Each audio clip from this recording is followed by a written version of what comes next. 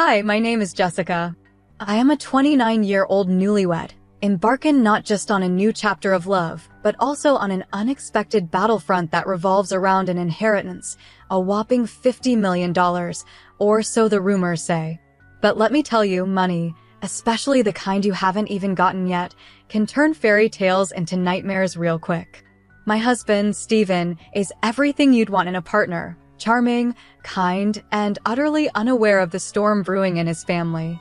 Then there's Melissa, my mother-in-law, whose first words to me weren't about how happy she was for us, but rather how thrilled she was about the good fortune I was bringing into the family.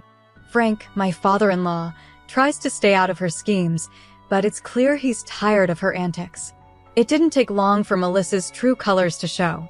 She'd corner me at family gatherings, her eyes gleaming with a mix of curiosity and greed, asking when I would officially come into the inheritance. Stephen would chuckle it off, urging his mom to give it a rest, while Frank would shake his head, muttering about giving us space. But Melissa, oh, she had no breaks. Her fantasies about the inheritance grew wilder by the day. She talked about European vacations, luxury cars, and mansions by the sea as if the money was already hers. At first, I tried to deflect her probes with humor, hoping she'd tire herself out. Little did I know, it was just the beginning, and her obsession was about to take a darker turn. The situation escalated quickly after that. Each family dinner, each casual visit, Melissa found new ways to bring up my so-called inheritance. Stephen's admonitions grew firmer, his patience thinning. "Mom, you need to stop. This isn't right," he'd say, but Melissa waved off his concerns like swatting a pesky fly. One evening, as we gathered for Frank's birthday, Melissa's behavior reached new heights.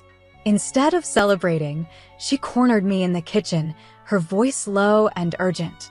"Jessica, you could help us so much. You know we've had financial troubles. Imagine what that money could do." Her words, meant to be persuasive, felt more like an intrusion, stripping away the joy of the occasion. I remember looking around, hoping Stephen or Frank would come in and rescue me from the conversation, but they were deep in another room, laughter spilling out every now and then.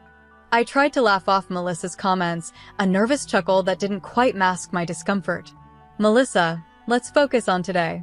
It's a happy day," I suggested, attempting to steer the conversation away from the money. But Melissa was relentless. Her once casual inquiries turned sharp, her tone tinged with an edge that bordered on hostility. "You think this is a joke? We could be living so much better, Jessica. You're being selfish by holding back," she snapped, her words slicing through the festive atmosphere like a knife. The drive home that night was silent. Stephen sensed the shift in my mood, his hand reaching over to squeeze mine, a silent apology hanging in the air. I squeezed back, trying to push away the rising dread that Melissa's greed was not just a passing phase, but a looming storm that threatened to sweep us all away. The confrontation that shifted everything happened on a chilly evening in late autumn. Stephen was away on a business trip with Frank, and I had reluctantly agreed to stay at their house, thinking it might soften Melissa a bit, bridge some gaps. How wrong I was. Melissa waited until we were alone, and then, with a cunning smile that didn't quite reach her eyes, she pulled out a stack of papers from a drawer. "We need to talk seriously about your future with my son," she said, her voice unnervingly calm. I frowned, puzzled. "What about it, Melissa?" She slid the papers across the table toward me, a postnuptial agreement. "I think it's time you signed this. For the family," she urged, her eyes locked on mine. The document was a renunciation of any financial claims in a potential divorce. "It's just a precaution, dear. You understand." Her casual mention of divorce and precaution sent a cold shiver down my spine. "This isn't right, Melissa. Stephen knows nothing about this, does he?" I protested, my voice shaky but firm. "No, and he doesn't need to. This is for us, the family. It's to protect our interests," she insisted, her tone hardening. I stared at the document, feeling trapped and betrayed. Here was my mother-in-law, whom I had tried to understand and respect, blatantly manipulating me into securing her family's financial future at the expense of my marriage. "Think about it, Jessica. Do it for us, Melissa pressed, her eyes gleaming with a mix of desperation and greed. The room felt smaller, the walls inching closer as the weight of her expectations bore down on me. It was a pivotal moment, one that would define the boundaries of our relationship and set the course for future conflicts. But in that instant, cornered and isolated, I realized the depth of Melissa's manipulation and the precarious edge on which our family balance lay. The room felt colder as Melissa's presence loomed larger, her expectations clear and unforgiving. The postnuptial agreement lay between us on the table, a stark, tangible symbol of the betrayal I was experiencing. I glanced at the door, feeling a desperate urge to escape, but Melissa's voice anchored me in place. Jessica, this isn't just about money. It's about making sure we're all secure. You'll sign it, won't you? For the family. Her tone, once pleading, now held a sharp edge of coercion. I picked up the pen, my hand trembling. The thought of Stephen, oblivious to this betrayal, gnawed at my conscience. How could I explain this to him? How could I tell him that his mother forced me into a corner to sign away my rights, potentially against our future together? Melissa, this isn't right. Stephen should be here, I managed to say, my voice barely above a whisper.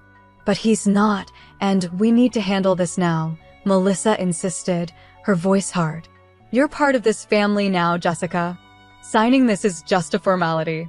The weight of her gaze, the finality in her voice, the isolation of the moment, it all pushed me to a brink I hadn't known before.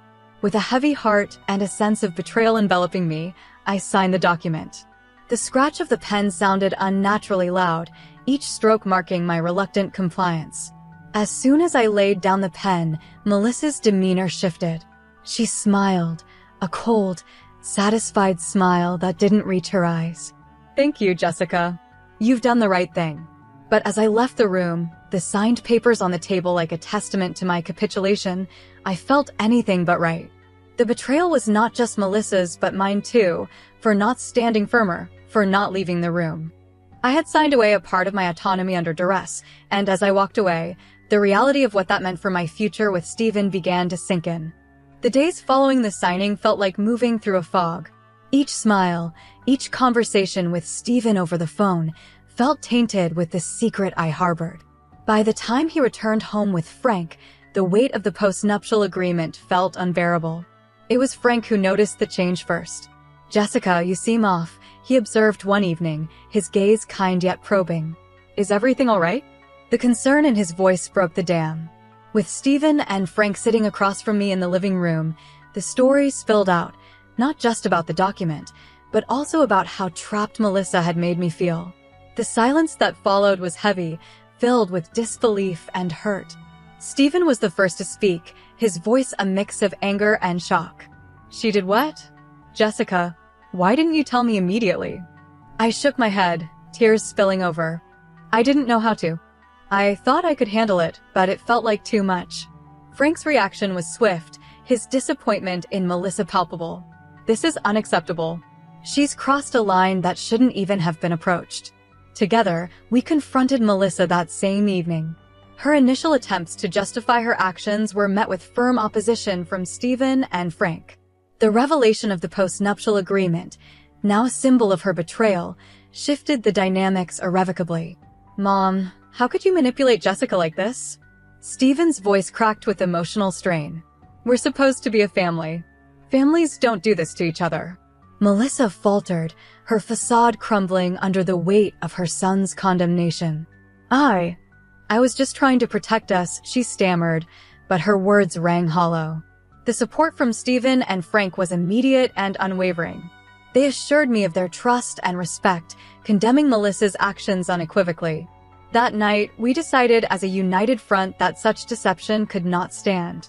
It was a pivotal moment, one that began the process of healing and realigned our family values away from deceit towards transparency and mutual support. In the wake of the confrontation, the atmosphere at home turned palpably tense.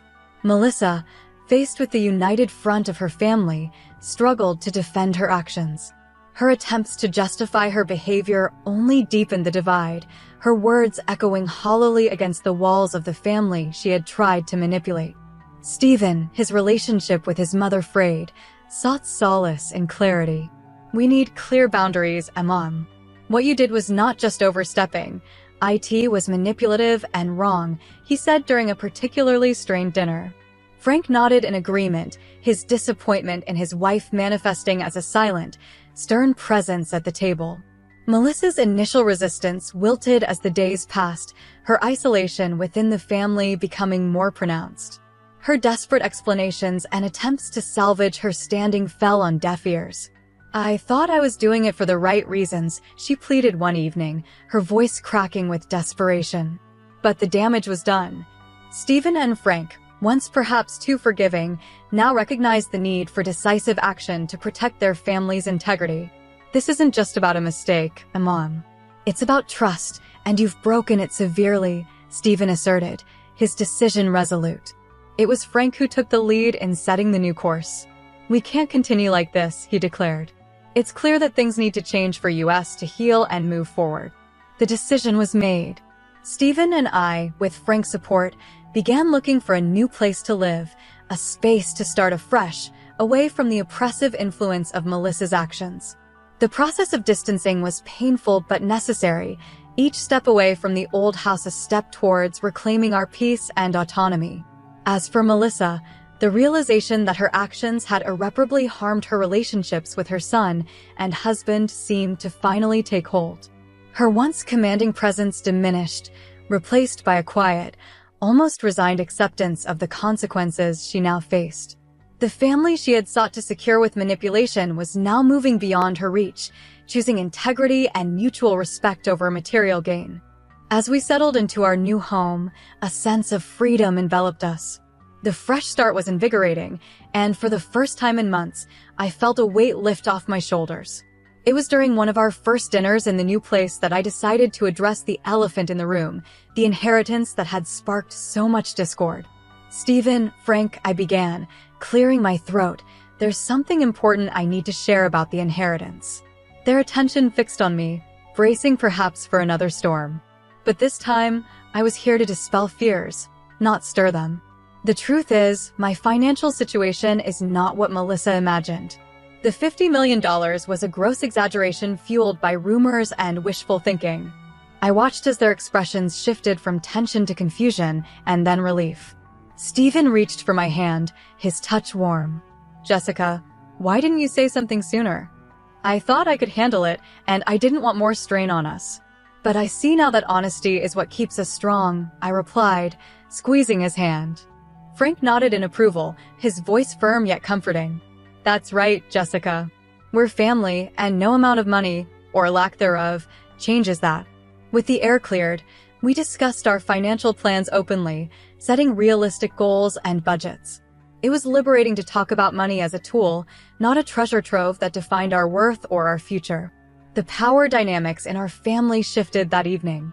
Melissa's assumptions had clouded her judgment, leading her down a path of greed and manipulation. By clarifying the reality of my finances, I not only corrected her misconceptions, but also reclaimed my agency. This newfound transparency reinforced our family bonds, grounding them in truth and mutual support. It was a pivotal moment, marking our commitment to navigate our lives together, free from the shadows of deceit and unmet expectations. In our new home, the past shadows began to feel like distant memories. Stephen, Frank, and I spent our days turning the new house into a home, each stroke of paint and piece of furniture symbolizing our fresh start.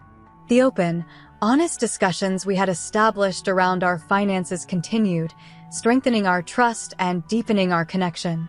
One evening, as we sat in our nearly finished living room, Frank brought up the topic of Melissa. "I've started the process for a divorce," he said quietly. "It's not just about what happened with the postnup. It's about years of manipulation. I need to find my own path." Stephen and I nodded, understanding the painful but necessary decision. "Dad, we support you," Stephen assured him. "It's important that you do what's best for your happiness." As Frank pursued his independence, we also supported him, just as he had supported us. The bonds we forged in those months were not just about shared experiences, but about shared values and respect. Our move was not just a physical relocation, but a symbolic one. Leaving behind the place where family tensions had escalated allowed us to focus on what truly mattered, each other and our collective well-being. We turned our energies towards the community, engaging with neighbors and participating in local events, which anchored us more firmly in our new environment.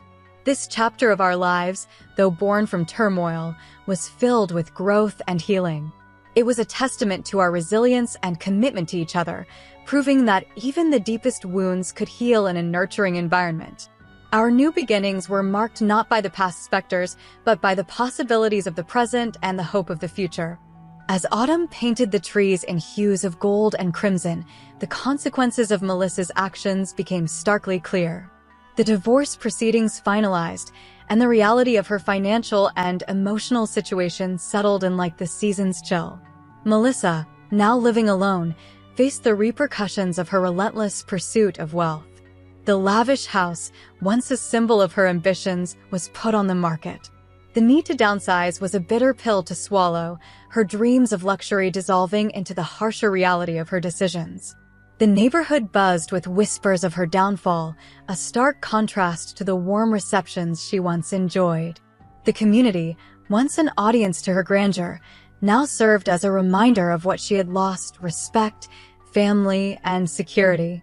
Stephen, Frank, and I occasionally heard updates about her struggles through mutual acquaintances. While there was no pleasure in her misfortune, it served as a somber reminder of the costs of greed and manipulation. Despite the challenges she faced, the shift in our family dynamics allowed us to find peace. We often reflected on the ordeal, not with resentment, but with a newfound appreciation for honesty and solidarity. As the first winter in our new home approached, we gathered around the fireplace, the crackling of the logs a soundtrack to our musings. We had emerged from a storm stronger and more united. Our home was not just a place of refuge, but a testament to our resilience and commitment to what truly mattered: each other. The story of our family, marked by trials and tribulations, ended not with the fall of one, but with the rise of many. It was a poignant conclusion to a chapter that, while painful, taught us the enduring power of integrity and the unbreakable bond of family.